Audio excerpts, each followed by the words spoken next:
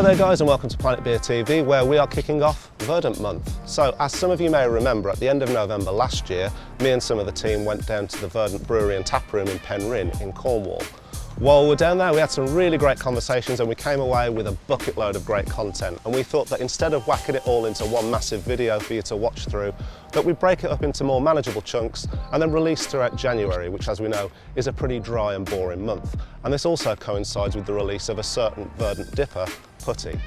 This week we've got the first part of our interview with James, the co-founder and head brewer, where we talk about his background, some of the Verdant story and just beer in general. So please guys, if you do like this video, hit like and subscribe, as it really helps us fight through that YouTube algorithm. So enjoy the video and I'll catch you on the next one. James, thanks for having us here. We're in your vast new shiny brewery. I've just picked myself up a headband. Yeah. What are you drinking? I'm drinking one of our cask ales, Penpole, 3.8% Citra single hop. That cask ale that we've always loved to chug down after a hard day's work on a Friday.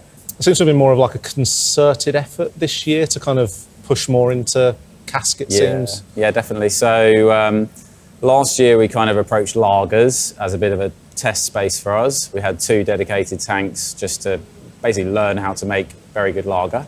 This year we've done the same but for cask. So 2 dedicated small tanks, basically from the ground up, trying to figure out how the hell to make good cask ale, which is kind of crazy coming from a UK brewery. But yeah, we've just, although we love to drink that style, we'd never made it before. So yeah, it's been a really fun voyage of discovery, basically. Yeah, I mean, in terms of discovery, you obviously started from a kind of, you're very much known for your pales, IPAs, hazy boys. Yeah.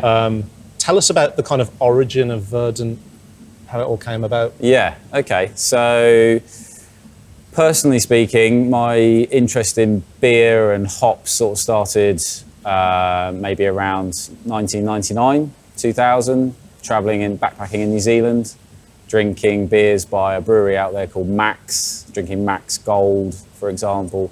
And there was definitely a slight hoppy edge to it that I hadn't noticed before in beers. I mean, when I grew up, I grew up in Bucks, I was drinking like Wadsworth 6X, Spraxpear, etc. You know, love all those cask ales. But these beers I was drinking out there, backpacking, I was like, okay, that's a bit different. Also, the branding was different and they just had a vibe about them. Didn't really think too much or overthink it too much. Came back, carried on with my life and started to notice in the late, just before 2010, they were just more apparently sort of grapefruity, floral, fruity flavours coming into beers. And then I went back out to New Zealand again, this time with my wife, and travelling around. And I remember one specific day we were like visiting. I was like dragging her to little breweries, so I was obviously very interested by that point. And then driving through Nelson hop fields in the same day, and the romanticism just kind of was too much, basically. And I got home and started home brewing, and that coupled with some very specific beers back in the UK, like St Austell Proper Job. Can't remember the year that came out, but that pretty much blew me away. I'd never drunk a beer that was that grapefruity at the time. Obviously, Brewdog were around and Punk IPA, and then dipping into Sierra Nevada Pale Ale. So this is around 2010, 2011. And just started homebrewing. Filled the freezer up at home with hops, like overnight, literally filled it with hops. And then, stinking the whole house out with a stock pot on the stove. And very quickly, like batch 1, I think, it was a Citra Nelson Pale Ale. First beer I ever brewed. And it was fucking good. Like, it was better than what was around. In my opinion at the time, I was super excited by it. And it turns out that Adam, one of the other founders, was also beginning to homebrew as well. And we got to know each other through five-a-side football, mutual real excitement about the beer industry, this new flavour, hops in general, like passed in bottles of this beer and then subsequent beers. Likewise, Adam the other way. And it was just like, look, this is obviously too exciting. Let's start a company. Let's start brewing. It was that simple. And then we were like, we needed a name. And we thought that would take ages, and it took half an hour. And company was formed in 2014. moved to a shipping container. So I went like kitchen stove to a shipping container in a quarry. And we all had, well, Adam, I, and Rich, we all had other jobs. You know, this was not a full-time thing at all. But like one day a week I was brewing in the shipping container, doing single hop beers. Really good fun, actually, basically learning how to brew properly. And then every Tuesday we were like bottling the beers that were brewed 3 weeks before. And it was like every test batch was about 300 bottles of beer. So we had to give them away. So like just dropping boxes of beer off of people's houses, yeah. And then it just kind of snowballed. Moved from there to another unit.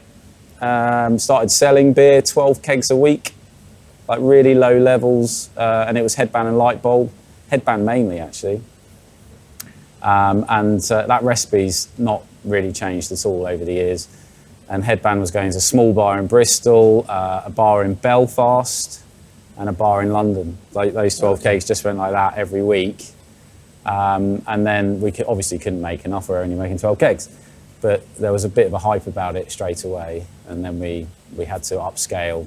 Friends and family funded us to do that, which was amazing. Moved to the site prior to this. We were there for 3.5 years, and then we moved here. Yeah, I mean, it's absolutely massive, really. Yeah. There's a lot of tanks here at the back. What do you think makes Verdant, what's given it that rapid growth that other breweries that have been around for a lot longer perhaps haven't been able to quite achieve? What has it been that's kind of skyrocketed you? So I think there's a few elements there. One of the overriding things is it's always felt right. So instinctively, it's felt completely like the right thing to do. I don't want to put words into Rich or Adam's mouths, the other key founders of the company, but with me personally, even today, right now, it feels completely normal, completely right, very relaxed about it all. This is normal, that's normal. It's all just very normal and totally comfortable and exactly the right thing I should be doing. And that's a difficult thing to try and comprehend if you've never experienced that, but that's exactly how it feels to me. I remember back in 2014 in the shipping container, I was looking at breweries in the States, like Treehouse. Specifically remember watching the first batches of Julius being brewed, but never in a chance in hell ever being able to taste it.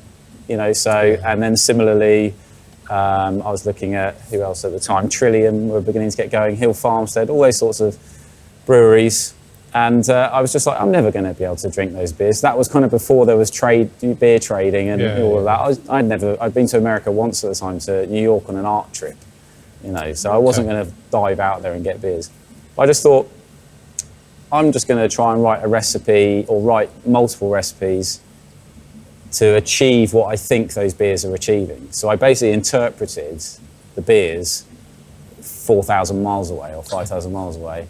And then, and it was really an organic process of just like, I could see that something was happening in the States.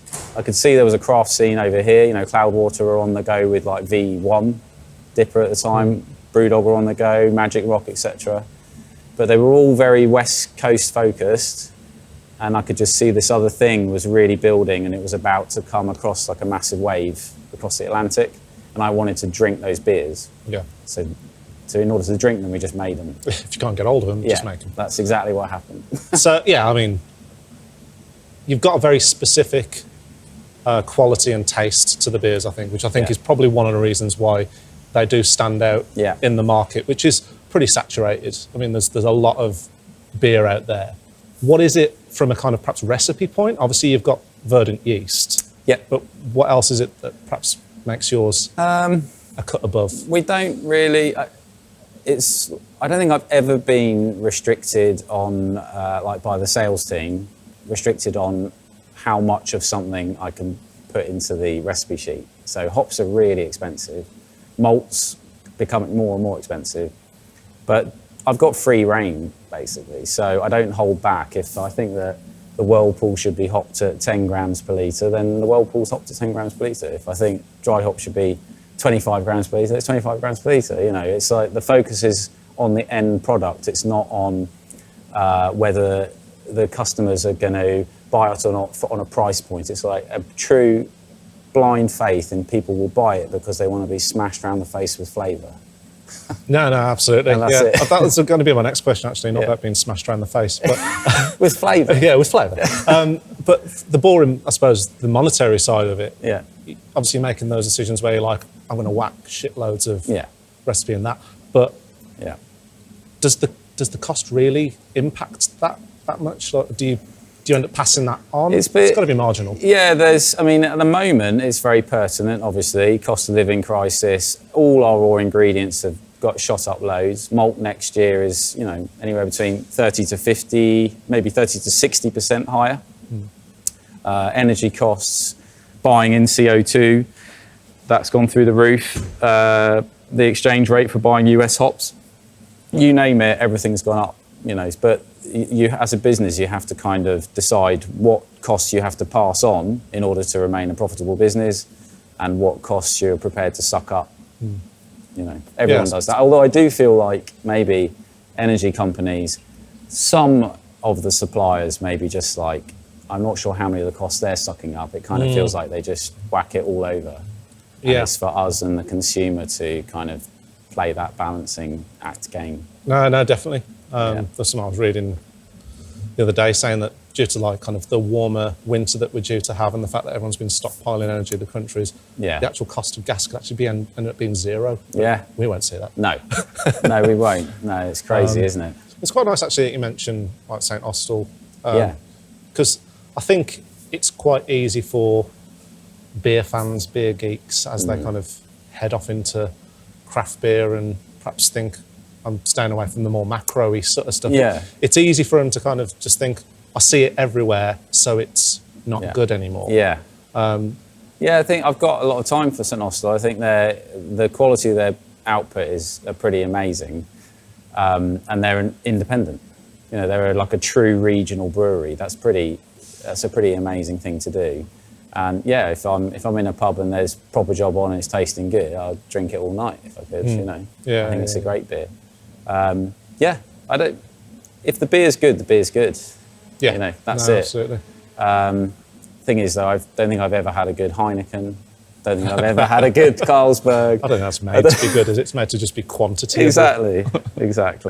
Yeah. Have you had to tweak recipes in terms of the upscaling? So obviously, when you move to the new site, some and others not. So, light bulb really started to shine straight away at this site. So obviously, there's the upscaling process is very mathematical. You've got a lot more efficiency with this kind of kit compared to an ore and single infusion mash tuns and all that sort of stuff. So this is a lot more efficient, so you get more sugar from less grain, so your recipes change in that sense. But other than that, Light Bulb just was a better beer than it had ever been. It was like more defined. In fact, that's probably the case for all the beers. I think they're less muddled, so you notice the malt, you notice the yeast character, and you can pick out the hop varieties all in one package. Whereas at the old site, I think it was all kind of, it could all become a bit mushy and a bit like one-dimensional almost. Okay. Yeah. Not that I would have noticed that really, because it all tasted fucking banging. Yeah. What's your favourite kind of go-to Verdant beer? Everyone asks that, and I genuinely don't have a favourite one. It just changes. I'd say whatever's tasting good, and that does kind of fluctuate and flow. So recently, Nebulous Sky 8.5 dipper, but I think that's close to one of the best dippers we've ever made. Latest batch of Sharks that was packed this week was tasting really, really good. Latest People Money Space Time was tasting really, really good. Ebbs and flows. It really does ebb and flow. I'm very proud of the collective effort into new beer styles. I think we're really nailing the Hellers and German Pilsner. I think we're really beginning to be very happy with the cask output. We've definitely made some strong steps into West Coast IPA. Really, really happy with those. And those are the four styles that we all love, basically. New England, West Coast, cask, lager. That's it. We just want to make the best in the world of those four. That's it. It's as simple as that. Yeah, that's pretty good. I think I was watching a doing a bit of research ahead of the videos with you guys. I watched the Craft Beer Channel one that you did back in 2018, maybe. When Johnny came down. Yes, yeah. And I think in that, the one thing that kind of piqued my ears was, I think you said there was a New England version of Headband once. Yeah, that was back, it wasn't at this site, it wasn't at the other site, it was at the site before. So like, if you include the kitchen as site one, it was like one to the third site. Okay. And we just, instead of fermenting Headband with Chico, so the classic West Coast strain, we just fermented it with LA3 at the time. That's what we were using for the other beers. And we got a completely different type of beer. It was softer, it was maltier as well. Kind of amped the hops, but also the caramel side of things. And it was super exciting. Although we weren't, at the time, we didn't have the ability to use wet yeast and harvest and repitch wet yeast, so we couldn't afford to buy wet pitches in and then just throw it away, because they're very expensive to buy in. So you should like learn to harvest and repitch, and then it becomes an affordable exercise. The fermenters we were using at the time were dish bottom, so you couldn't harvest it. You know, we tried top cropping and that kind of thing. So that's why in the early days we were kind of limited to dry yeasts, and so the focus was primarily on USO5, which is a dry version of Chico. And then when we had the ability to be able to harvest wet yeast, then we dived into the world of LA3, which we've been playing with since 2014 anyway. But yeah, that was the beginning of a love affair with that strain, and led to our own version of it, which was sort of genetically slightly different because of the way we were harvesting and repitching it. Yeah. I guess I'm just exploiting my position and asking if there's ever any chance of that doing that one again? Yeah. Yeah, let's do it. Yeah, man, because I fucking love Headband. And also New England. Billy, where's Billy? Billy! He loves Headband. Yeah. Yeah, and also New England is probably my go-to, which kind of makes this a bit of an outlier, I suppose, because it's not your traditional New England. There's definitely sort of, light bulb Headband and Bloom, which we don't really brew anymore, and Pulp. They're not West Coast, they're not East Coast, they were like in the middle. So there's lots of New England styles, sort of practices and techniques and recipe formulation. Water profile is basically there, but the yeast strain is West Coast. So that's really the difference. So the first beers that we started to produce were this sort of hybrid. Yeah. And then when we could use London Ale 3, all of a sudden we took all that kind of learning and built some new beers, and then there was a fully formed New England style. I think that's quite a key thing, actually. We noticed that there was this wave about to come over to the UK, and then it was obvious it was just going to go across the whole world, and we were right at the forefront of it. And then when we first started to make truly New England beers, they were great straight away because we'd been practicing them for so long, and it was just a case of switching yeast. And I think we were just ahead of the curve, basically. That's nice. it. Which puts you in a really good position. Yeah. This video will be going out in January. Yeah. New Year, probably just ahead of Putty Day. Yeah. If we're brewing it again. Yeah, if you are. Heard it might be cancelled. What's 2023 got in store for you? So 2023 is we're increasing production. So we're stepping up again, as we have done every year at this site. The old site was maxed out. We're very excited about the growth being in other beer styles. So the extra volume in production is generally moving into the cask ales and the local market. There'll be some going nationally as well, and into focusing on our hellers, so our 4.8% lager. We've actually just propagated up a pitch of the lager yeast we like, ready to go into 12,000 litres of lager next week, or Heller's Wort next week, which is really quite exciting from a geeky level.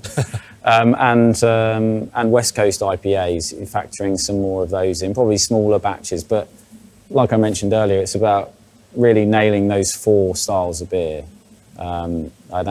People get bored of me saying this, but I want to be at home opening a beer fridge.